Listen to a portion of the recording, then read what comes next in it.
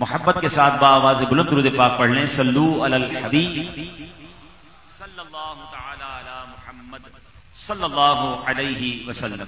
سبحان اللہ. آج اس مبارک گھرانے کی، اس مبارک خاندان کا ذکر کریں گے جس کے بارے میں بریلی کے تاجدار امام عشق و محبت مجدد دین و ملت پروانہ شمع رسالت لکھتے ہیں نا کہ کیا بات رضا اس چمنستان کرم کی، کیا بات رضا اس چمنستان کرم کی، زہرا ہے کلی جس میں حسین اور حسن تھو.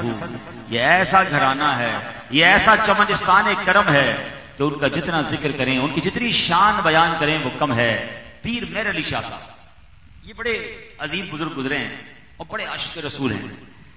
گولڈا شریف اسلام آباد میں جن کا مزار ہے، جب جایا کریں تو ان کے مزار پر حاضری دیا کریں. میری کوشش ہوتی ہے جب اسلام آباد جانا ہو تو میں پوری کوشش کر کے ان کے مزار پر ضرور جاتا ہوں، کیونکہ بڑا یوں سمجھے جب سے ان کی سیرت کو پڑھا ہے نا کہ ایک تو یہ کمال کے شاعر بھی ہیں.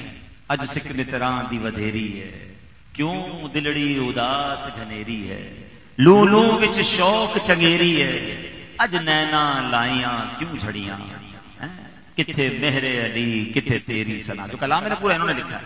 تو بہرحال ان کو نبی پاک علیہ الصلوۃ والسلام کی زیارت بھی ہوئی اور انہوں نے پھر نبی پاک کی شان میں کلام لکھے. تو آپ سے ایک بار کیا ہوا کہ اللہ پاک نے آپ کو بڑا کمال کا علم عطا فرمایا تھا. ایک بار ایک عیسائی نے، عیسائیوں کا بھی ایک پادری آیا اور آ کر سوال کرتا ہے کہ حضور آپ لوگ کہتے ہیں کہ آپ کے قرآن میں ہر چیز کی ڈیٹیل ہے، ہر چیز کا جواب موجود ہے، تو یہ بتائیے کہ آپ کے نبی پاک علیہ الصلوۃ والسلام کے نواسے امام حسین نے کربلا میں اتنی بڑی قربانی دی، تو ان کا تو قرآن پاک میں کوئی ذکر موجود نہیں. پیر مہر علی شاہ صاحب نے پہلے تو اس عیسائی پادری کا پورا سوال اطمینان سے سنا. پھر آپ نے سوال کیا کہ آپ نے پورا قرآن پڑھا ہے؟ اس نے کہا ہاں میں نے پورا قرآن پڑھا ہے، بلکہ تو میں قرآن کو اپنی جیب میں ایک اس کا چھوٹا سا نسخہ اپنے ساتھ لے کے گھومتا ہوں. اللہ اکبر. آپ ایسا کہا، فرمایا اچھا ایسا کرو میرے سامنے قرآن پڑھو. تم کہتے ہو کہ قرآن میں امام حسین کا ذکر نہیں، میں تمہیں بتاتا ہوں کہاں ذکر ہے. تو پادری نے کہا کہ کہاں سے پڑھوں؟ پیر مہر شاہ صاحب فرماتے جدھر سے جی جاتا ہے ادھر سے قرآن پڑھو. وہ حیران ہو گیا. اب جیسی اس نے تلاوت سے پہلے بسم اللہ الرحمن الرحیم پڑھی تو پیر مہر شاہ صاحب نے فرمایا ابھی رک جاؤ، یہیں رک جاؤ. اب تم نے کیا پڑھا؟ اس نے کہا بسم اللہ الرحمن الرحیم. آپ نے کہا علم العادات کے مطابق بسم اللہ الرحمن الرحیم کے کتنے حروف بنتے جانتے ہو؟ اس نے کہا میں تو نہیں جانتا. آپ نے بتایا 786 حروف بنتے ہیں. لکھتے نا 786 بسم اللہ کی جگہ.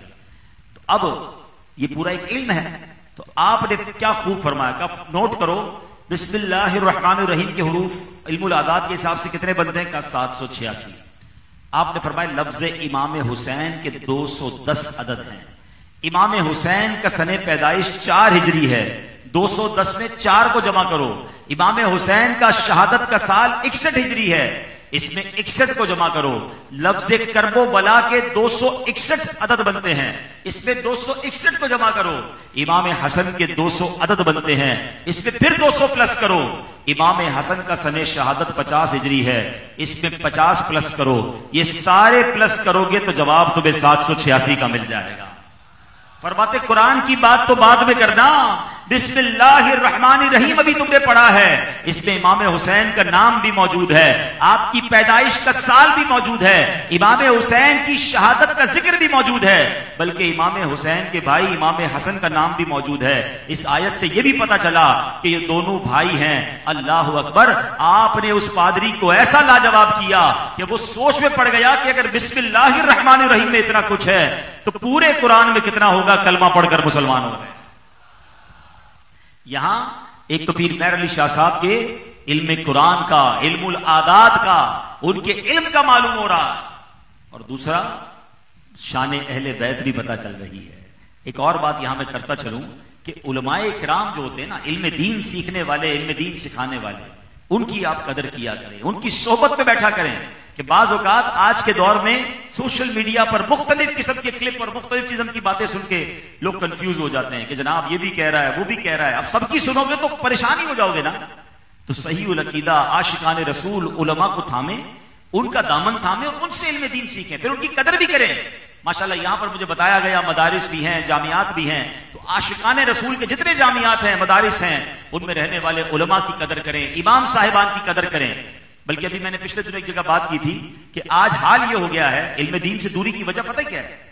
عالم کا بیٹا عالم نہیں بننا چاہتا، حافظ کا بیٹا، امام کا بیٹا امام نہیں بننا چاہتا۔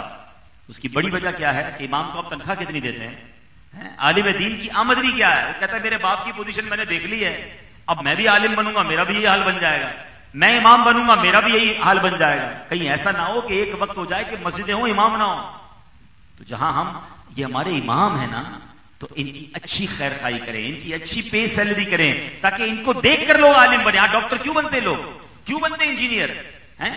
بہت کم لوگ ہوتے ہیں ملک و قوم کی خدمت کے لیے بنتے ہیں، یار ادھر سیلری اچھی ہے، اکاؤنٹنٹ بنیں گے تو اچھی سیلری بنے گی۔ بھائی عالم اور علماء، مفتیان کرام، امام صاحبان کو اتنا دو نا کہ لوگ اپنے بچوں کو عالم اور حافظ بنائیں، تاکہ ہماری امت کی بہترین اصلاح ہو سکے۔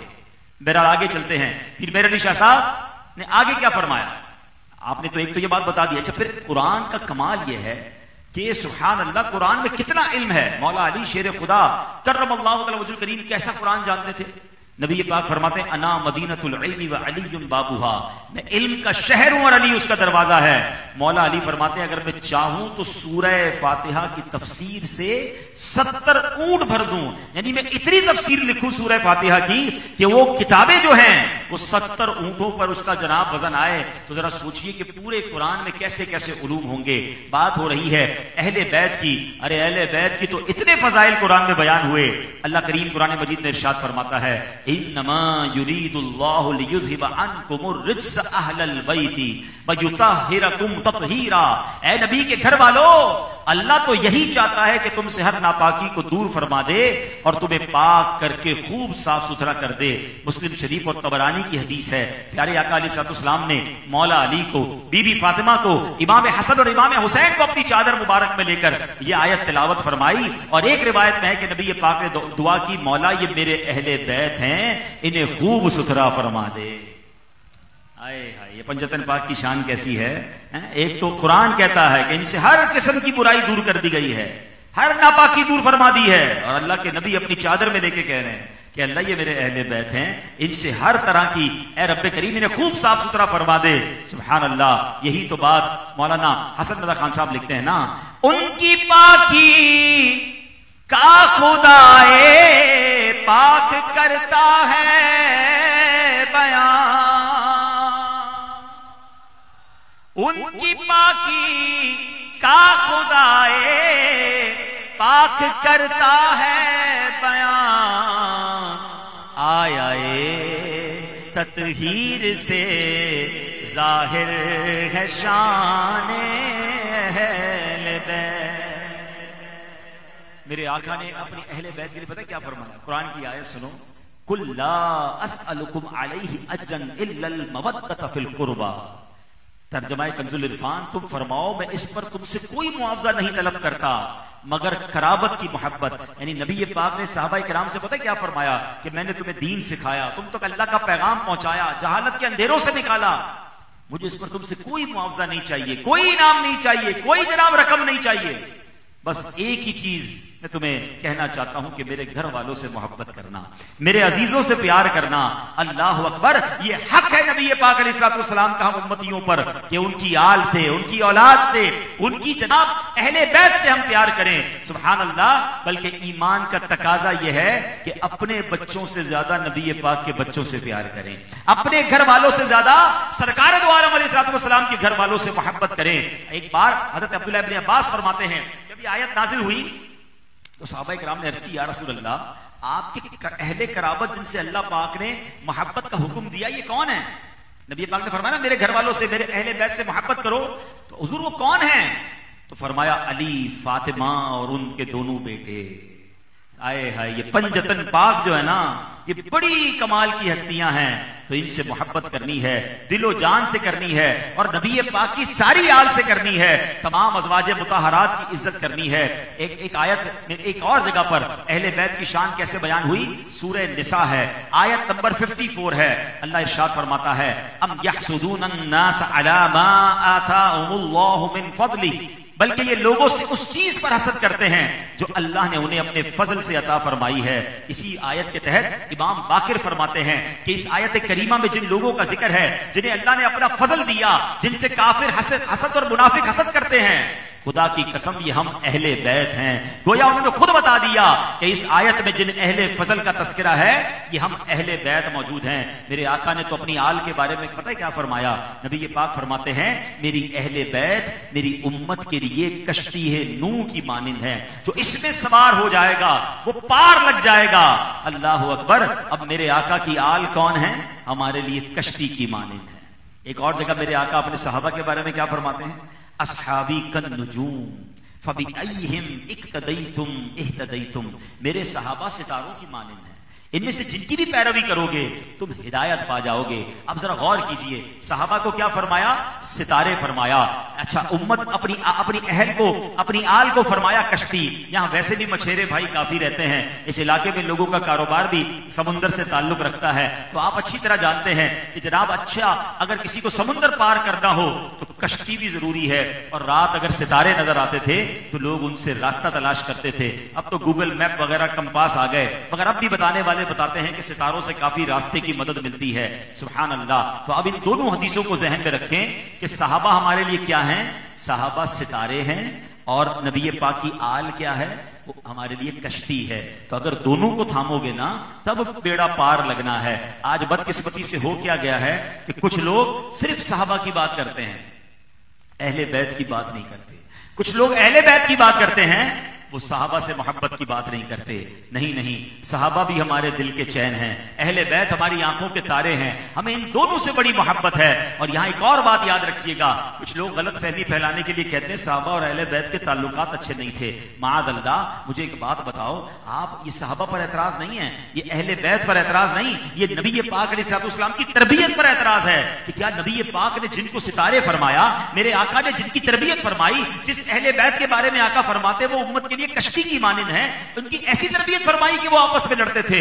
ارے وہ تو خون کے پیاسوں کو معاف کر دیتے تھے, تو آپس میں کیسے شیر و شکر نہ ہو؟ یہ بالکل ایک خاندان کی طرح رہا کرتے, بالکل یک جان دو قالب ہوا کرتے تھے. ہمیں کسی وسوسے میں نہیں آنا, ہمیں صحابہ سے بھی پیار کرنا ہے, اہل بیت کی بھی تعظیم کرنی ہے. اور اگر یہ دونوں انشاءاللہ آپ نے تھام کے رکھے تو ہوگا کیا؟ سنو بریلی کے تاجدار لکھتے ہیں, اہل سنت کا ہے بیڑا پار, اصحاب حضور نجم ہیں اور ناؤ ہے عطرت رسول اللہ کی.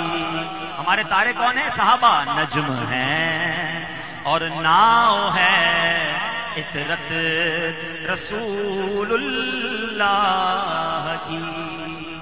اچھا اہل بیت کا جب بھی لفظ آتا ہے تو اہل بیت سے مراد کون کون ہے؟ یہ ذرا آج تسلی سے سن لیں, ٹھیک ہے؟ یاد رکھیے گا کہ یہ تو آپ نے سن لیا کہ نبی پاک نے اپنی چادر میں بی بی فاطمہ, حسن کریمین اور مولا علی کو لیا. یہ سب تو اہل بیت میں ہیں. اہل کا مطلب ہوتا ہے والا, اور بیت کا مطلب ہوتا ہے گھر, یعنی گھر والے. تو بیت اہل بیت کا مطلب ہو گیا کہ گھر والے. تو نبی پاک کے گھر والے کون ہیں؟ سب سے پہلے میرے آقا کی ازواج مطہرہ, جتنی نبی پاک کی زوجہ محترمہ ہیں, ہماری امہات المومنین ہیں, وہ اہل بیت ہیں. پھر پیارے آقا کے اہل بیت میں نبی پاک کے تمام اولاد پاک, پیارے آقا کے تمام شہزادے, چاروں شہزادیاں اور ان شہزادیوں کی اولاد, ان سب کو اہل بیت کہا جاتا ہے. تو یہ پہلے یاد رکھنا ہے. اللہ اکبر. اور پھر ان میں بی بی عائشہ صدیقہ طیبہ طاہرہ رضی اللہ تعالیٰ عنہا کا مرتبہ کیسا اعلیٰ ہے کہ آپ کے حجرے مبارک میں جبریل امین جب وحی لے کر آتے تھے نا تو حجرے میں داخل ہونے کی پہلے اجازت طلب کیا کرتے تھے.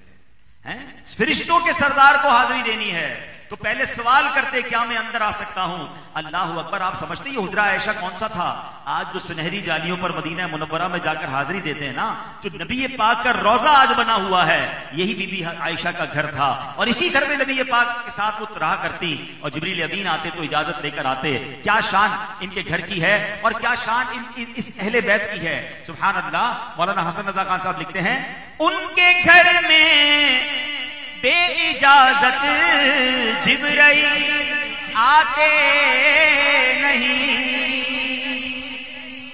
ان کے گھر میں بے اجازت جبرائیل آتے نہیں. قدر والے جانتے ہیں قدر و شان ہے. شب قدر والے. کون ہیں؟ فرشتوں کی فوج لے کر آنے والے کون ہیں؟ جبریل امین. قدر والے جانتے ہیں قدر و شان اہل بیت. تو اللہ کریم ہمیں اہل بیت سے سچی محبت عطا فرمائے. اور پھر امام حسین کی بات کریں تو کمال کی ہستی ہیں. یہ امام حسین کو ولادت سے ہی باکرامت ہے. یاد رکھیے گا امام حسین اپنی والدہ کے پیٹ میں 6 مہینے رہے. آپ کی ولادت بھی کرامت ہے. دنیا میں 2 ہی ہستیاں ہیں جو 6 مہینے والدہ کے پیٹ میں رہنے کے بعد جب ولادت ہوئی تو زندہ رہے.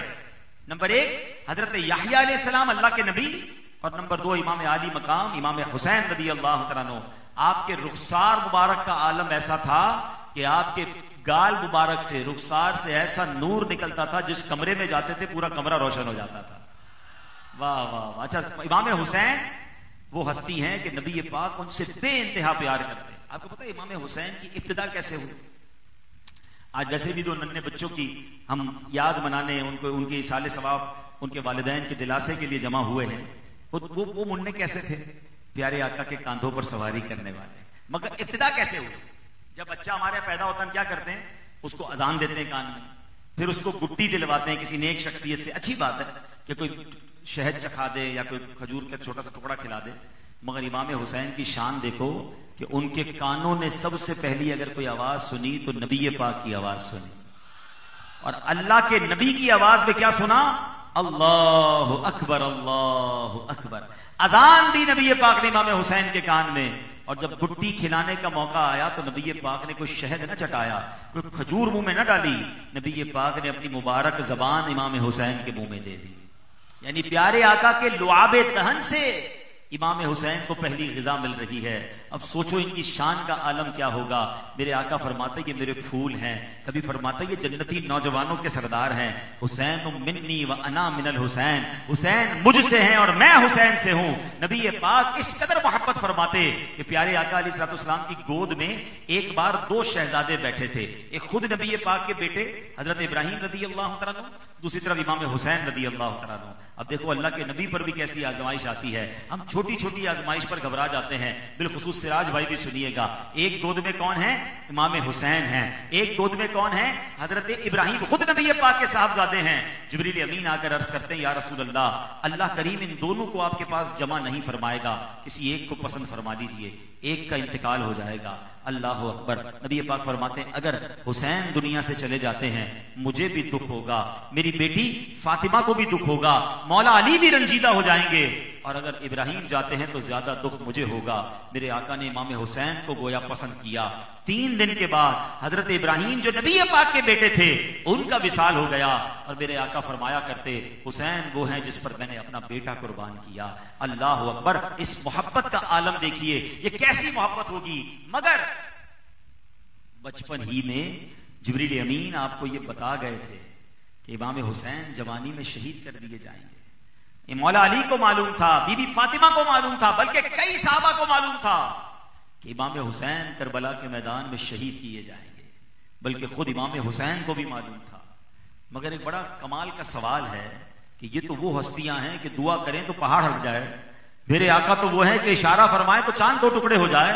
بی بی فاطمہ وہ ہیں کہ اللہ کی بارگاہ میں سجدہ ریز ہو جائیں تو جنتی کھانے آ جائیں. یہ اپنے بیٹے کے لیے دعا کیوں نہیں کرتی تھی کہ اللہ حسین سے اس مشکل کو ٹال دے. کوفہ میں جس طرح شہید کیا جائے گا، اے اللہ کربلا میں شہید کیا جائے گا، میرے حسین کو بچا لے. کسی نے بھی دعا نہیں کی. وجہ یہ تھی کہ سب کو معلوم تھا مگر سب امتحان کے لیے تیار تھے. اپنے بیٹے کو پال رہے تھے. نبی پاک اپنے نواسے کی تربیت فرما رہے ہیں. کس کے لیے؟ کہ آگے جا کے شہید ہونا ہے. اور وہ جانتے تھے کہ یہ شہادت اسلام کو سر بلندی عطا فرمائے گی. دیکھیں ڈیجیٹلی دیکھیں نا، اعدادی طور پر دیکھیں تو بھائی مسلمان تو بہت پیچھے رہ گئے کیونکہ کوئی بھی نہیں بچا نا. وہ 22,000 کا لشکر لے کر آئے، یہ 72 تھے، سارے مرد شہید ہو گئے سوائے امام زین العابدین کے بیمار تھے وہ بچ گئے، باقی تو سب شہید ہو گئے. اگر کیلکولیشن کے ساتھ دیکھیں تو کوئی کہنے والا کہہ سکتا یزیدی جیت گئے؟ نہیں جناب، تعداد کچھ اور ہوتی ہے، نتیجہ کچھ اور ہوتا ہے. یزیدی آئے تھے حکومت لینے، اقتدار لینے، یہ گئے تھے دین بچانے. وہ آئے تھے جان لینے، یہ آئے تھے لوگوں کی جان اور ایمان بچانے. دنیا سے سارے حسینی قافلے والے چلے گئے، مگر مجھے بتاؤ نا آج کون یزید کا نام لینے والا ہے؟ کہاں ہے یزید کی حکومت, کہاں ہے اس کا جور و جفا؟ کوئی نام لینے والا نہیں, کوئی نہیں کہتا میں یزید کی اولاد سے ہوں یا یزید سے محبت کرنے والا ہوں. مگر دیکھو آج امام حسین کے چاہنے والے دنیا کے کونے کونے میں نظر آتے ہیں, پوری دنیا, بلکہ وہ مسلمان کیسا جس کے دل میں امام حسین کی محبت نہیں, کربلا والوں سے پیار نہیں. تو پتہ کیا چلا کہ قتل حسین اصل میں مرگ یزید ہے. قتل حسین اصل میں مرگ یزید ہے. اسلام زندہ ہوتا ہے ہر کربلا کے بعد. ارے وہ شہید تو ہو گئے, مگر آج حکومت امام حسین کی ہے, آج چرچا امام حسین کا ہے. ایک شاعر نے بڑی کمال کی بات کی, پتہ نہیں آپ سمجھیں گے کہ نہیں, ایک لائن میں بات کہہ دی ہے مگر کمال کی بات کی ہے. وہ کہتے ہیں بات صرف اتنی ہے, یزید تھا حسین ہے. سمجھ آئی؟ بات صرف اتنی ہے, یزید تھا حسین ہے. حسین آج ہمارے دلوں میں بستے ہیں. اور یہی بات سمجھنی ہے کہ بظاہر لگتا ہے کہ جناب وہ جیت گئے, اس کے پاس اقتدار ہے, اس کے پاس جناب مال و دولت ہے, میں پیچھے رہ گیا. اگر تم حلال کما رہے ہو اور کوئی حرام کما کر دنیا کی دولت کما رہا ہے تو یہ نہ سوچنا میں پیچھے رہ گیا. حسینی طریقہ یہی ہے کہ تھوڑے پر راضی رہنا, اللہ اس تھوڑے میں ہی تمہیں برکت عطا فرما دے گا. ہاں, زندگی حسینی طریقے پر گزارنی. بتاؤں گا آگے جا کے کہ حسینی طریقہ کیا ہے, یزیدی طریقہ کیا ہے. اب آتے ہیں کربلا کے واقعے کی طرف. اتنی عظیم ہستی ہیں, اور یہ یاد رہے کہ امام حسین جنگ کرنے نہیں گئے تھے. ٹھیک ہے, یہ نئے بچے ینگسٹر بہت سارے بیٹھے ہیں, انشاءاللہ مدری چینل دیکھتے رہیں گے تو پورا کربلا کا واقعہ بھی ہم سنائیں گے, مگر میں آپ کو کچھ ہائی لائٹس بتاتا ہوں. پہلی بات یاد رکھیے گا کہ امام حسین لڑنے نہیں گئے تھے, آپ جنگ کے لیے نہیں گئے تھے. بھائی جنگ کے لیے کون اپنے بچوں کو لے کر جاتا ہے, کون خواتین کو لے کر جاتا ہے؟ آپ کو تو خط لکھ کر بلوایا گیا تھا, اور سینکڑوں خطوط کہ حضور آئیے, ہم یزید کی بیعت نہیں کرنا چاہتے, آپ کی بیعت کرنا چاہتے ہیں. امام حسین کو صحابہ نے بڑا روکا تھا کہ یا حسین آپ مت جائیے, آپ جائیں گے کوفہ والے وفا والے نہیں ہیں, وہ آپ کو شہید کر دیں گے, کیونکہ ان کو پہلے ہی نبی پاک سے پتہ چل گیا تھا. تو حضور آپ نہ جائیں. مگر امام حسین کا احساس ذمہ داری دیکھیں. آپ رضی اللہ عنہ فرماتے کوفہ والے مجھے بلا رہے ہیں اور میں نہ گیا تو کل قیامت کے دن اللہ کی بارگاہ میں وہ شکایت کر دیں گے کہ اللہ ہم یزید کی بیعت نہیں کرنا چاہتے تھے, ہم تو امام کی بیعت کرنا چاہتے تھے, ہم تو خط لکھتے رہ گئے, امام ہمارے پاس نہیں آئے. جب صحابہ کرام نے بہت فورس کیا نا, تو امام حسین نے پھر کیا کیا, اپنا ایک نمائندہ بنا کر حضرت مسلم بن عقیل کو کربلا بنا دیا, کہ آپ کوفہ بھیج دیا کہ آپ جائیں, پہلے کوفہ کے حالات دیکھیں پھر مجھے بتائیں تو میں آ جاؤں گا.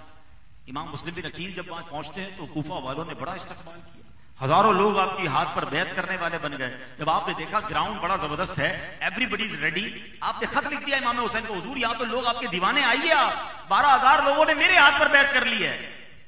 اب امام حسین نے وہاں سے سفر شروع کیا اور کوفہ والوں نے بے وفائی شروع کی. طویل واقعہ ہے کہ کیسے ابن زیاد نے کوفہ والوں کو ڈرایا دھمکایا, اور ایک وقت ایسا آیا کہ جب امام مسلم نے کوفہ کی جامع مسجد میں نماز پڑھائی تو 500 کوفہ والے پیچھے تھے, اور جب سلام پھیر کے فارغ ہوئے تو ایک بھی پیچھے بندہ موجود نہیں تھا, سب نماز میں آپ کو چھوڑ کر چلے گئے. پھر حضرت مسلم کو بے دردی سے شہید کیا گیا. اور یہاں امام حسین جب کربلا آ رہے تھے, کوفہ آ رہے تھے, تو کربلا کے میدان میں آپ کو روکا اور 3 دن بھوکا پیاسا رکھا. اب جب آخری عاشورے کا دن, جس کو ہم 10 محرم کا دن کہتے ہیں, عاشورے کا دن, وہ دن آ گیا تو امام حسین نے بہت ساری کرامات بھی دکھائیں. ہاں, ان کے سامنے کرامتیں دکھائیں کہ شاید ان کے دلوں پر اثر ہو جائے کہ کس سے لڑائی کر رہے ہو. ہوا کیا کہ ایک بدبخت کیا کہتا ہے, کیونکہ امام حسین کا جو خیمے تھے نا, جہاں خواتین تھی, وہاں خندق کھود کے آگ لگا دی گئی تھی تاکہ ان کی حفاظت رہے. تو ایک بدبخت کہتا ہے کہ اے حسین, معاذ اللہ جہنم کی آگ سے پہلے یہی آگ لگا دی ہے. امام حسین کو بڑا جلال آیا. آپ نے فرمایا بدبخت تو یہ سمجھتا ہے میں دوزخ میں جاؤں گا؟ کسی آپ کے ساتھی نے کہا حضور آپ اجازت دیں میں تلوار نکال کر اس کا سر اڑا دوں. آپ نے فرمایا تلوار کا وار ہماری طرف سے پہلا نہیں ہونا چاہیے, ہماری طرف سے پہل نہیں ہونی چاہیے, ورنہ بات کیا ہوگی کہ جنگ ہم نے کی ہے. امام حسین نے کیا کیا, ہاتھ اٹھایا, اور ہاتھ اٹھا کر کیا کہا کہ یا اللہ اس بدبخت کو اس کی سزا دے, اور بڑے دل سے آپ نے دعا کی. اب کیا ہوا کہ وہ جو بندہ تھا وہ اپنے گھوڑے پر جب چڑھا تو گھوڑا بھاگنے لگا, وہ نیچے گرا اور گھوڑا اس کو گھسیٹتے ہوئے اسی خندق والی آگ میں جا کر ڈال کر آ گیا, اور وہ آگ میں بھسم ہو گیا. ایک بندہ جو ہے وہ کہتا ہے اے حسین دیکھو سامنے فرات ہے, پانی ہے, مگر تمہارے پاس پانی پینے کی اجازت نہیں ہے. آپ نے اللہ سے کہا یا اللہ اس کو پیاسا مار, اس بندے کے ساتھ ایسا معاملہ ہو گیا کہ اس کو اتنی پیاس لگی کہ وہ پانی مانگتا رہا، پیتا رہا، مگر اس کی پیاس ہی نہ بجھتی رہی اور آخرکار وہ پیاسا مر گیا۔ اس طرح 2-3 واقعات ہوئے۔ پھر امام حسین نے اسی دن یزیدیوں کے سامنے اعلان کیا، کیا یزیدیوں جانو تم کیا کرنے جا رہے ہو، میں نبی پاک کا نواسا ہوں، جس کا تم کلمہ پڑھتے ہو میں اس کا نواسا ہوں، میرے آقا مجھے سینے لگایا کرتے، فرماتے میں جنتی نوجوانوں کا سردار ہوں، تم میرے ساتھ زیادتی کرو گے تو کیسے اللہ کو جواب دو گے؟ میں تم سے لڑنے نہیں آیا، میں تو خطوط ملے تھے، میں دعوت دینے، ان کی دعوت دینے پر آیا ہوں، اگر تمہیں لگتا ہے کہ میرا کوفہ جانا ٹھیک نہیں تو مجھے اجازت دو، میں واپس چلا جاتا ہوں۔ یعنی آپ نے اپنی طرف سے پوری کوشش کی، مگر ان بدبختوں نے، کہتے ہیں نا ان کے ماتھے پر جو نہ رہے گی، ایسا آنکھوں پر پردہ تھا، لالچ کا پردہ تھا کہ کسی کو سمجھ نہ آیا۔ ہاں مگر ایک مرد کلندر تھا جو آئے تو ان کے لشکر میں تھے، مگر پھر دل نے کیسا پلٹا کھایا۔ وہ کون تھے؟ حضرت حر رضی اللہ تعالیٰ۔ حضرت حر کانپنے لگے۔ حضرت حر کا بھائی کہتا ہے، اے حر تم نے بڑے بڑے مارکے لڑے ہیں، بڑی بڑی جنگیں لڑی ہیں، یہ تو سامنے 72 لوگ ہیں اور تم کانپ رہے ہو، تمہیں کیا ہو گیا؟ حضرت حر کہتے ہیں، مجھے سامنے جنت اور دوزخ دونوں نظر آ رہی ہیں، اگر میں امام حسین کے قدموں میں پہنچ گیا تو جنت میں چلا جاؤں گا، اور اگر انہی سے لڑائی لڑ دی تو جہنم میرا ٹھکانہ ہوگی، مجھے برداشت نہیں ہو رہا۔ اور بالآخر گھوڑا دوڑاتے ہوئے امام حسین کے لشکر میں آ گئے اور آ کر کہتے ہیں، حضور کیا مجھے معافی مل سکتی ہے؟ میں نے ہی آپ کو یہاں روکا تھا، اور کیا اجازت دیں گے کہ اب میں آپ کی طرف سے یزیدیوں سے لڑوں؟ امام حسین نے معافی بھی عطا فرمائی، اور حر بن یزید جو ہے وہ پھر اب دوڑتے ہوئے آتے ہیں اور اب امام حسین کے لشکر کی طرف سے آ کر یزیدیوں سے لڑائی کرتے ہیں اور لڑتے لڑتے شہید ہو جاتے ہیں۔ اللہ اکبر۔ اور گویا کربلا والوں پر، اہل بیت پر اپنی جان قربان کر دیتے ہیں۔ ذرا غور کیجئے گا، بڑی اہم بات بتانے جا رہا ہوں۔ ایک لشکر سے نکلے دوسرے لشکر میں پہنچ گئے، گویا جہنم سے نکل کر جنت کی طرف چلے گئے۔ آپ جائیں کربلا، وہاں حضرت حر کا مزار موجود ہے۔ میں سوچتا رہا اگر یہ بھی ان 22,000 میں شامل رہتے، آج کسی کو نام نہ پتا ہوتا، آج ان کا مزار موجود ہے اور لوگ جا کر وہاں فاتحہ پڑھتے ہیں۔ اللہ اکبر۔ حضرت حر نے ایک پیغام دیا ہے، یہ نعرہ حر کا تھا جس وقت فوج شام سے نکلا، یہ نعرہ حر کا تھا جس وقت فوج شام سے نکلا، کہ دیکھو یوں نکلتے ہیں جہنم سے خدا والے۔ تو یہاں سیکھنا پتہ ہے کیا ہے؟ سمجھنا یہ ہے کہ ہم بھی زندگی میں بعض اوقات کشمکش میں کھڑے رہتے ہیں۔ کوئی شراب پی رہا ہوتا ہے، سوچتا ہے چھوڑوں نہ چھوڑوں، چھوڑنی تو چاہیے، اچھی نہیں ہے لیکن ابھی نہیں، بعد میں چھوڑ دوں گا۔ کوئی چوری کرنے والا سوچتا ہے یار یہ چوری کام اچھا نہیں، لیکن کیا کروں، چھوڑوں گا تو گھر والوں کا کیا ہوگا۔ رشوت لینے والا، حرام کمانے والا، ظلم کرنے والا، ماں باپ کو ستانے والا، بے حیائیاں اور بدکاریاں کرنے والا، جو بھی مجھے سن رہا ہے، میں جانتا ہوں اگر مسلمان ہے اس کے دل میں کئی بار خیال آیا ہوگا یار میں چھوڑ دیتا ہوں، پھر شیطان نے کہا ہوگا ابھی نہیں، بعد میں چھوڑ دینا، بڑا مزہ آ رہا ہے، بڑا انجوائمنٹ مل رہا ہے، ابھی تو مزے کر لے، بعد میں چھوڑ دینا۔ دیکھو فیصلہ کرنا ہے تو ابھی کر لو۔ حضرت حر سوچتے نہ رہ گئے، اگر وہ تھوڑی دیر اور سوچنے میں لگ جاتے تو شاید یزیدی لشکر میں ہی رہ جاتے۔ انہوں نے رائٹ اوے فیصلہ کیا اور یزیدی لشکر سے نکل کر حسینی لشکر میں شامل ہو گئے کہ جتنے حرام کام میں نے آپ کو گنوائے ہیں یہ سارے یزیدی کام ہیں، ارے لات مارو ان یزیدی کاموں کو اور آؤ حسینی لشکر کی طرف، اور نمازی بننا ہے، سنتوں کا پابند بننا ہے، سچی توبہ کر کے اللہ کو راضی کرنا ہے۔ اگر آپ کسی کشمکش میں ہیں کہ برا کام کرنے والا مجھے کوئی بھی سن رہا ہے، تو نمازیں نہیں پڑھتے، تو جھوٹ بولتے ہیں، تو جوا کھیلتے ہیں، تو نشہ کرتے ہیں، تو غلط کام کرتے ہیں، اللہ نہ کرے چوری چکاری والا معاملہ ہے، خدا کے واسطے توبہ کر لو، کہیں اسی حالت میں موت نہ آ جائے۔ دیکھو پھر قبر میں جا کر ان تمام چیزوں کا جواب دینا پڑے گا، لیکن میرا رب بڑا کریم ہے، کوئی ایک بار اللہ کی رحمت کی طرف قدم بڑھائے اس کی رحمت 10 بار بڑھ کر آتی ہے۔ میرا مولا ایسا کریم ہے کہ جب بندہ سچی توبہ کرے اس کی توبہ کو قبول بھی فرماتا ہے، پچھلے سارے گناہ بھی معاف فرما دیتا ہے۔ حدیث پاک میں آتا ہے التائب من الذنب کمن لا ذنب له، گناہوں سے توبہ کرنے والا ایسا ہے جیسا اس نے گناہ کیا ہی نہیں۔ اب پھر کیوں کو توبہ نہ کریں؟ ارے یہ مہینہ تو توبہ کا مہینہ ہے، یہ مہینہ محرم الحرام، یہ اللہ کا مہینہ ہے، یہ کربلا والوں کی یاد بنانے والا مہینہ ہے۔ مجھے بتاؤ نا، بے نمازی قیامت کے دن امام حسین کو منہ کیسے دکھائے گا؟ امام حسین نے تو کربلا کے میدان میں بھی سجدہ کیا تھا۔ آپ کو پتا ہے 9 محرم کو امام حسین نے اپنے بھائی سے کیا کہا کہ بھائی جان کوئی ایسی صورت بن سکتی ہے کہ کسی طرح یہ جنگ ایک دن ڈیلے ہو جائے، ایک دن آگے بڑھ جائے۔ حضرت عباس علم بردار سے کہا تھا، کیوں؟ کیا یہ مطلب تھا کہ اس رات ذرا بچوں کے ساتھ گزار دوں، وہ رات فیملی کو ٹائم دے دوں، کچھ وصیتیں لکھوا دوں؟ نہیں، فرماتے مجھے ایک اور رات نماز پڑھنے کا موقع مل جائے گا، ایک اور رات تلاوت کا موقع ملے گا، ایک اور رات اللہ کی یاد میں گزرے گی، ایک اور رات میں اس سے باتیں کروں گا، میں دعائیں کروں گا۔ اے امام حسین کے ماننے والوں، اے امام حسین کی نیاز پکانے والوں، کھانے والوں، کھلانے والوں، بتاؤ کیا کربلا والوں سے محبت کا یہی تقاضا ہے کہ سبیل بنا لی، لنگر پکا لیا؟ وہ رات مانگ رہے کہ ایک رات اور مل جائے تو سجدے کر لوں، تلاوت کر لوں، دعائیں کر لوں۔ بتاؤ نا ہماری راتیں کیسی گزر رہی ہیں؟ اور جس وقت شہید کیا گیا نا امام حسین تو اس وقت بھی سجدے میں ہیں۔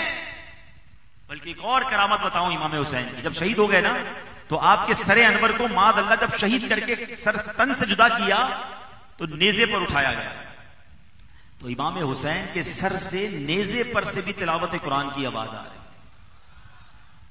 عبادت ہو تو ایسی ہو، تلاوت ہو تو ایسی ہو، عبادت ہو تو ایسی ہو، تلاوت ہو تو ایسی ہو، سرے شبیر تو نیزے پہ بھی قرآن سناتا ہے۔ وہ نیزے پہ بھی قرآن پڑھیں اور ہم پورا سال گزر جائیں قرآن نہ پڑھیں اور کہتے ہیں میں پنجتن کا غلام ہوں، امام حسین کا چاہنے والا ہوں۔ ارے بتاؤ نا کیسے منہ دکھائیں گے امام حسین کو ہم؟ بڑی تعداد میں وہ لوگ ہوتے ہیں جن کو قرآن پڑھنا ہی نہیں آتا، اور ہمارے اہل بیت کی زبان پر ہر وقت تلاوت جاری ہے۔ میں نے کہا تھا میں بتاؤں گا کہ یزیدی طریقہ کون سا، حسینی طریقہ کون سا۔ آپ کو پتہ ہے 9 محرم کی رات 2 خیمے لگے ہوئے تھے، 2 بڑے بڑے، ایک طرف تھوڑے تھے ایک طرف زیادہ خیمے تھے، ایک طرف یزیدی تھے 22,000، ایک طرف حسینی تھے 72۔ اچھا ایک اور ذرا جس کو کہتے ہیں نا کہ اشارتاً بات کر دیتا ہوں، عقل مند پک کر لیں گے، دونوں طرف اذانیں بھی ہوتی تھی، نمازیں بھی ہوتی تھی، یہ بھی یاد رکھیے۔ یہ میں ابھی آگے جا کے بتاتا ہوں کہ کلمہ پڑھنے والے، نماز پڑھنے والوں نے اتنی بڑی زیادتی کیسے کر دی۔ مگر ایک اور بات سمجھ لو کہ 72 کی جماعت الگ ہوتی تھی، 22,000 کی جماعت الگ ہوتی تھی۔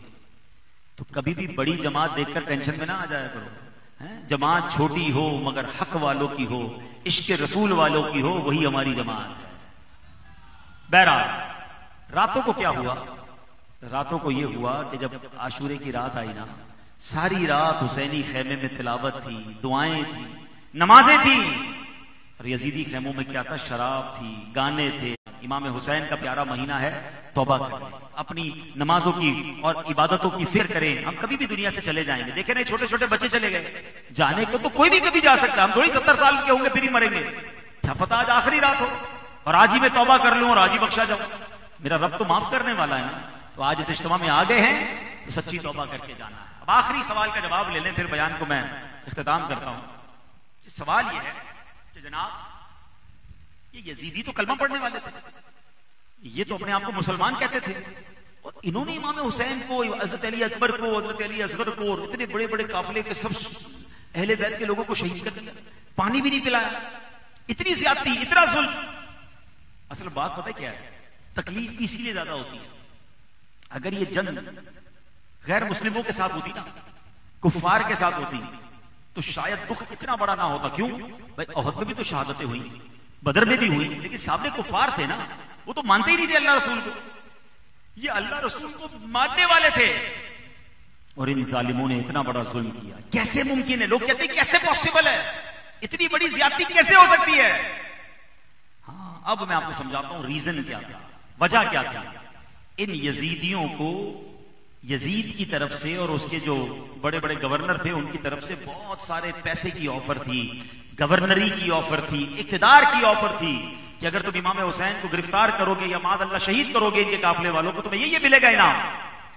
اور جب یہ لالچ کہ پھندا انسان کے دل پر آتا ہے نا، انسان کی ایک کیفیت ہوتی ہے، یاد رکھیے گا پیارے اسلام بھائی، یہ جو کبھی کبھی ہم ایسی باتیں سنتے ہیں نا کہ یار میں تو کبھی ایسی بات سوچ بھی نہیں سکتا، بھائی جان آج کے دنوں میں نہیں ہوتا۔ یہ جو واقعہ ہوا جب بچوں کی یاد منانے آئے ہیں، یہ کیا تھا؟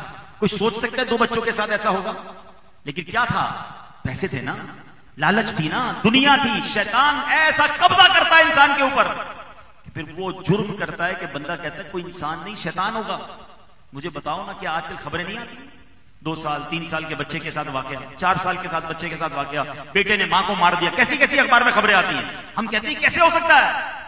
ہو سکتا ہے کیونکہ جب شیطان کے ہاتھ میں بندے کا دل آ جائے نا, پھر وہ اس سے ایسے گناہ کرواتا ہے کہ جانور سے بھی بدتر کروا دیتا ہے. بلم بن باعورہ قرآن کا واقعہ ہے, ایسا عبادت گزار تھا کہ مستجاب الدعوات تھا, جو دعا کرتا وہ دعا قبول ہوتی تھی. زمین پر بیٹھ کر آسمان پر نظر کرتا تو لوہے محفوظ کو دیکھ لیا کرتا تھا. ایسا اللہ کی بارگاہ میں مقبول بندہ. مگر جب بنی اسرائیل کے لوگ اس کے پاس گئے اور کہا کہ ہمیں آپ سے ایک دعا کرانی ہے, اتنے پیسے لے کر گئے, اتنے انعام لے کر گئے. اچھا کیا دعا کرانی ہے؟ کہ حضرت موسیٰ کے خلاف دعا کروانی ہے, حضرت موسیٰ کی بربادی کی دعا کروانی ہے. تو اللہ کے بندو خوف کرو, کبھی نبی کے خلاف بھی میں دعا کروں گا میں مر جاؤں گا.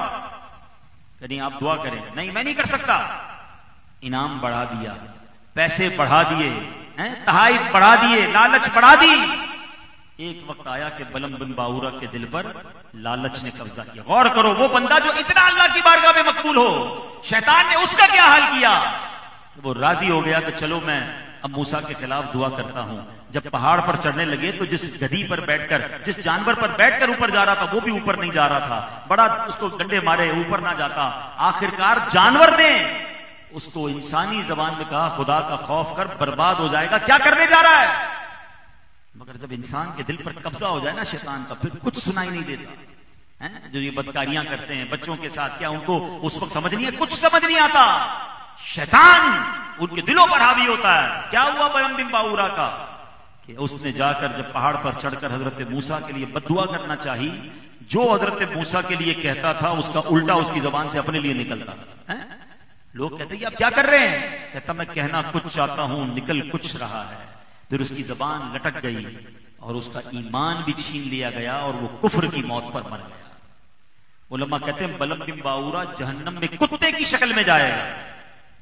مجھے بتاؤ نا, ہم تو اتنے نیک نہیں ہیں, ہمارا تو ایسا کوئی مرتبہ نہیں. ہم کس بات کے شیر بنے پھرتے ہیں کہ شیطان ہمارا کچھ نہیں کر سکتا. نہیں جناب, میں تو ایسی غلطی نہیں کر سکتا, میں تو اتنا بڑا گناہ نہیں کر سکتا. ارے بھائی اللہ کے بندو, اللہ سے معافی مانگو اور بری صحبتیں اور بری عادتیں چھوڑ دیجئے. ایک حدیث پاک سن لو, میرے آقا علیہ السلام فرماتے جب بندہ ایک گناہ کرتا ہے, حدیث پاک کا خلاصہ ہے, اس کے دل پر ایک کالا نقطہ لگ جاتا ہے. دوسرا کرتا ہے, دوسرا لگ جاتا ہے, تیسرا کرتا ہے, تیسرا لگ جاتا ہے. ایک وقت آتا ہے پورا دل ہی کالا ہو جاتا ہے. پھر اس کو کوئی ہدایت کی بات سمجھ نہیں آتی. اے شراب کی محفلوں میں روز جانے والو, اے جوئے کے اڈوں پہ وقت گزارنے والو, اے بے حیائی کے مناظر روز دیکھنے والو, اے بے پردہ عورتوں سے اور نامحرم عورتوں سے دوستیاں لگانے والو, اے رشوت کا اور حرام کام جوا کا کام کرنے والو, خدا را سوچو. جو جس حرام کا آپ نے روزانہ مبتلا ہے, آپ روز اپنے دل کو سیاہ کر رہے ہیں, اور ایک وقت آئے گا کہ شیطان کچھ ایسا نہ کروا دے کہ سب کچھ برباد ہو جائے, دنیا میں بھی کسی کو منہ دکھانے جیسے نہ رہے. یہ ہو جاتا ہے. گناہ ہو گیا, توبہ کریں, نیکی کریں, اچھے ماحول میں آئیں, بچائیں اپنے آپ کو. یہ یزیدی سارے کے سارے مارے گئے کیونکہ ان کی آنکھوں پر بھی مال و دولت کا لالچ تھا. تو کئی قسم کی لالچ ہے جو شیطان انسان پر پھینکتا ہے. ہوس, لالچ, اقتدار, شہرت, کچھ نہ کچھ اس کو دنیا میں دینے کی ایسی لالچ دیتا ہے کہ انسان سب کچھ بھول کر بس پھر اپنے دل کی مانتا ہے. یہ دل بڑا خطرناک ہے. میں آپ کو بتاؤں, دل کو عربی میں کیا کہتے ہیں؟ قلب. قلب پتہ ہے کس کو کہتے ہیں؟ منقلب ہونے والا, بدلنے والا. اب میں آپ کو تھوڑی سی اگزامپل کے ذریعے سمجھا رہا ہوں. آپ سب کے ساتھ ہوا ہوگا, میرے ساتھ بھی ہوا ہے. کبھی کبھی ایسا خوف خدا دل پہ طاری ہوتا ہے, کسی پر پروگرام میں گئے, کہیں دعا ہوئی, بندہ رونا شروع کر دیتا ہے اور کہتا ہے بس اب کوئی گناہ نہیں کروں گا. کبھی کبھی دل پر ایسی سخاوت طاری ہوتی ہے کہ بندہ کہتا ہے یار بس سارا مال اللہ کی راہ میں دے دوں. اچھا, کبھی کبھی ایسا بندہ عشق رسول پہ روتا ہے, نبی پاک کی یاد میں تڑپ رہا ہوتا ہے, دل مدینہ مدینہ ہو جاتا ہے. مگر کبھی کبھی اسی دل پر ایسی کنجوسی طاری ہوتی ہے, بندہ بولتا ہے 1 روپیہ بھی کسی کو نہیں دوں گا. یہی دل ہے. کبھی کبھی اس دل پر گناہ ایسے سوار ہو جاتے ہیں, بندہ کہتا ہے کچھ بھی ہو جائے یہ گناہ کرنا ہے. ارے تھوڑی دیر پہلے توبہ کی تھی, وہ توبہ کی کیفیت بالکل الگ, گناہ کی کیفیت بالکل الگ, سخاوت کی کیفیت بالکل الگ, کنجوسی کی کیفیت بالکل الگ. کبھی کبھی اتنا رحم آئے گا کہ بندہ کہے یار سب کو ہی معاف کر دو یار، اور کبھی کبھی ایسی سختی آئے گی کہ بندہ کہے گا کسی صورت معاف نہیں کروں گا، بدلہ لوں گا۔ ارے میرے اندر ہی دل لگا ہوا ہے، اتنے رنگ ہیں اس کے، اتنی اسٹائل ہے اس کے اندر۔ ہاں یہ سمجھو میرے آقا علیہ الصلوۃ والسلام دعا کیا کرتے تھے، یا مقلب القلوب ثبت قلبی علی دینک، اے دلوں کو پھیرنے والے میرے دل کو اپنے دین پر ثابت قدمی عطا فرما۔ اس کا مطلب کیا ہوا؟ دل بدلتا رہتا ہے۔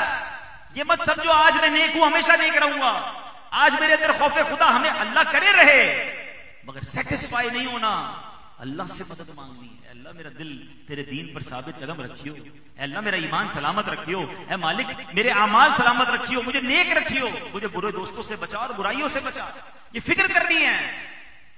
اور آج کل تو ایک اور فتنہ یہ ہے کہ ایک تو یہ بے حیائی گناہوں کا جو بازار لگا ہوا وہ تو الگ ہے، اب جناب دیندار بن کر ایمان کے ڈاکو بھی پھر رہے ہیں۔ آپ کو لگے گا میں قرآن ہی تو سن رہا ہوں، حدیث ہی تو سن رہا ہوں، یار یہ بھی تو دینی بیان کر رہا ہے، اور اس کو سنتے سنتے پتہ چلا وہ ہمارا عقیدہ اور ہمارا کے باڑی والوں کی امیر علیہ سنت کی بارگاہ میں فیضان مدینہ حاضری ہے انشاءاللہ۔ تو یہاں اتنی بڑی تعداد میں آ گئے ہیں تو وہاں تو اس سے زیادہ جائیں گے نا انشاءاللہ۔ بھر دے فیضان مدینہ جا کر، اور پھر انشاءاللہ امیر علیہ سنت کی نگاہ بھی پڑے گی، دعائیں بھی ملیں گی انشاءاللہ۔ اچھا بھائی جان یہاں کچھ اب اعلانات سن لیجئے انشاءاللہ۔ قافلے کی بات ہوئی ہے تو 8، 9، 10 محرم، کیا بات ہے، کربلا والوں کے دن انشاءاللہ وہ 72 کربلا میں گئے تھے، ہم 72 گھنٹے کے قافلے میں چلے جائیں ان کے ایصال ثواب کے لیے، تو سفر کریں انشاءاللہ۔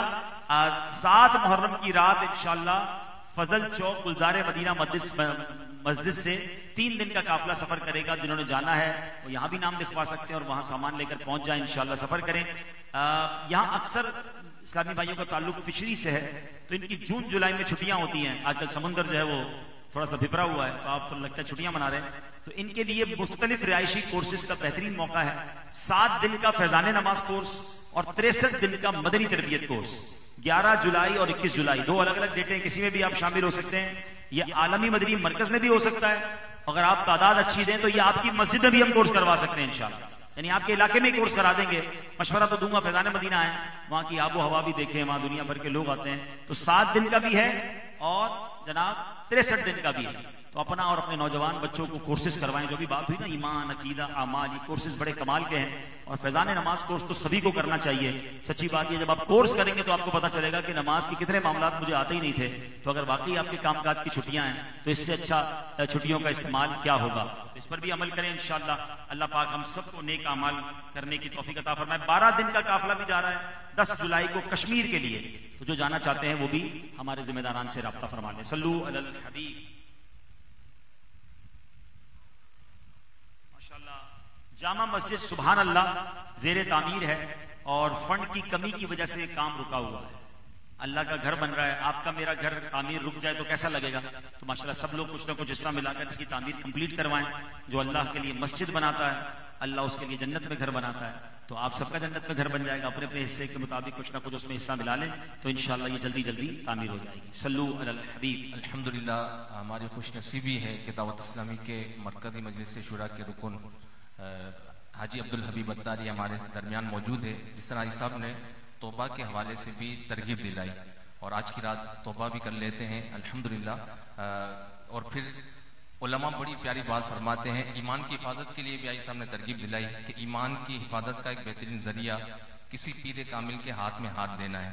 تو حاجی صاحب سے عرض کرتا ہوں کہ ہمیں توبہ بھی کروائیں اور قادری اتاری سلسلے میں بھی داخل فرمائیں۔ میرے وہ اسلامی بھائی جو مرید ہونا چاہیں، جس طرح میں کہتا جاؤں دہراتے جائیں۔ بسم اللہ الرحمن الرحیم۔ الصلاۃ والسلام علیک یا رسول اللہ وعلی آلک واصحابک یا حبیب اللہ، لا الہ الا اللہ محمد الرسول اللہ صلی اللہ تعالی علیہ وسلم۔ توبہ کرتا ہوں میں اپنے تمام پچھلے گناہوں سے، اور آئندہ اللہ اور رسول کی نافرمانی نہیں کروں گا۔ جھوٹ، غیبت، چغلی، وعدہ خلافی، گالی گلوچ، فلمیں ڈرامے، گانے باجے، بے پردگی، وغیرہ وغیرہ گناہوں سے بچتا رہوں گا۔ اے اللہ میری اس توبہ کو قبول فرما اور مجھے میرے ارادے پر ثابت قدم رکھ۔ مرید ہوتا ہوں میں خاندان عالی شان قادریہ رضویہ عطاریہ میں نے اپنا ہاتھ آپ کے ذریعے سے شیخ طریقت امیر اہل سنت کے ہاتھ میں دیا اور ان کے ذریعے سرکار بغداد حضور غوث پاک شیخ عبد القادر جیلانی رحمت اللہ تعالی علیہ کے ہاتھ میں دیا۔ اے اللہ مجھے جناب غوث اعظم کے مریدوں میں قبول فرما اور کل قیامت میں غوث پاک کے غلاموں میں اٹھا۔ صلاۃ والسلام علیک یا نبی اللہ وعلی آلک واصحابک یا نور اللہ۔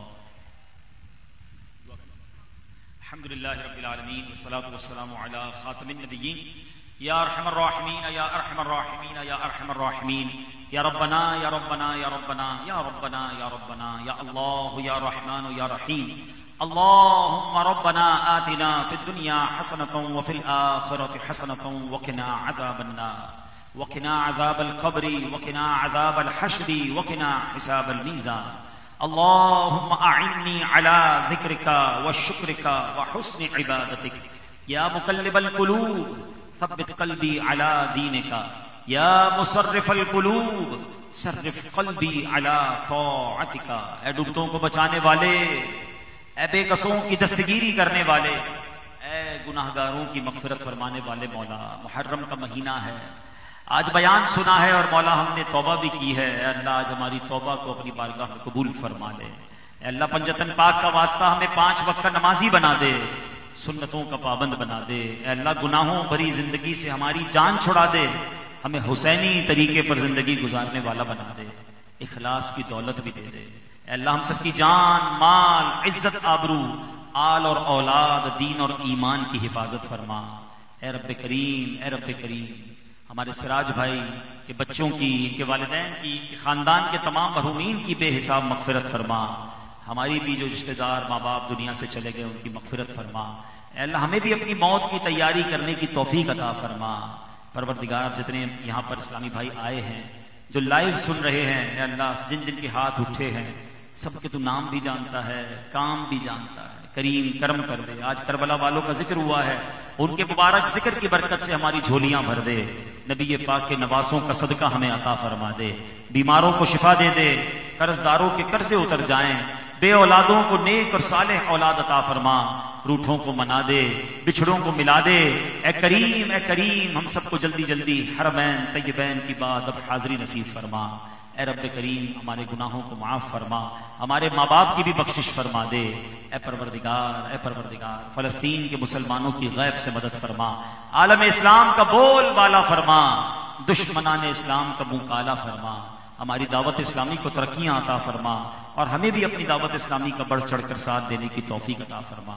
ربنا تقبل منا انک انت السمیع العلیم وتب علينا يا مولانا إنك أنت التواب الرحيم وأفوض أمري إلى الله إن الله بصير بالعباد لا إله إلا أنت سبحانك إني كنت من الظالمين ببركة إن الله وملائكته يصلون على النبي يا أيها الذين آمنوا صلوا عليه وسلموا تسليما صلى الله على النبي الأمي وآله صلى الله عليه وسلم صلاة وسلاما عليك يا سيدي يا رسول الله۔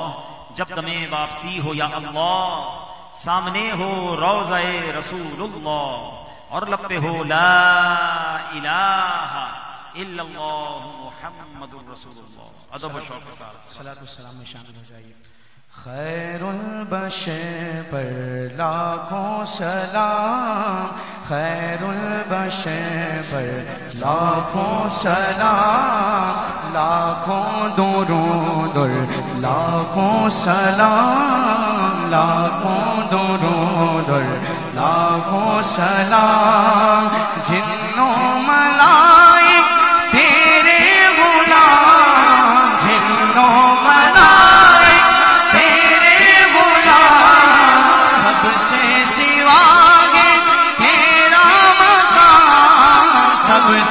سوا ہے تیرا مقام، یاسین اتارا تیرے ہی نام، یاسین اتارا تیرے ہی نام، خیر البشر لاکھوں سلام، لاکھوں درود لاکھوں سلام، سب کو میسر ہو یہ مقام، سب کو میسر ہو یہ مقام، پہنچے مدینے بن کر غلام، پہنچے مدینے بن کر غلام، پڑھتے درود اور پڑھتے سلام، پڑھتے درود اور پڑھتے سلام، خیر البشر